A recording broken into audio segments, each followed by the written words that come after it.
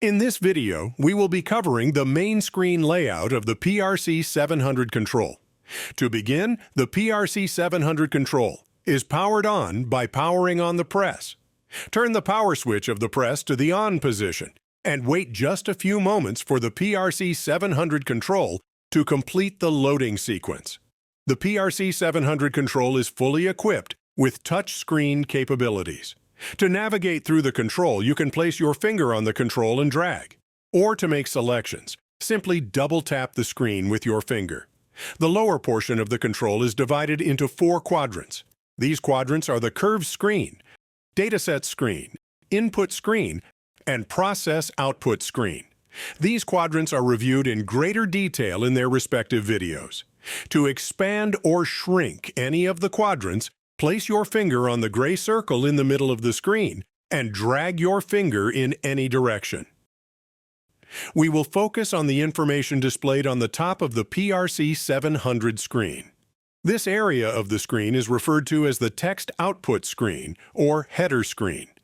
This screen is used for control navigation. To display machine output and project information, it indicates the status of the press and displays what user mode the control is currently in. For navigation, you will use the home icon and the menu icon, which is displayed by 4 horizontal lines. The home icon will return you back to this screen layout whenever it is pressed. The menu icon, when pressed, will display a drop-down menu. The functions of each of these menu items are covered in the PRC 700 menu button video. Underneath the menu button, you will find a quick reference to the number of good parts and the number of bad parts produced. Good parts are listed next to the green check mark, and bad parts are listed next to the red X. To reset the part counters, press and hold on the counter boxes.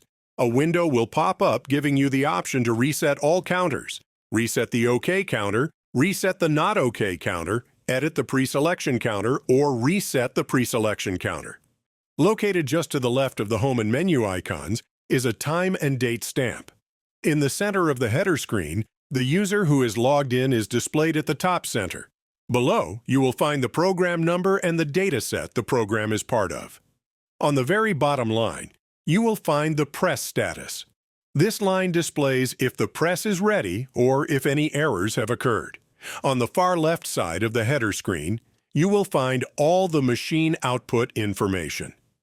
These lines are RAM position, force, what the press is programmed to press to, and finally, dwell time.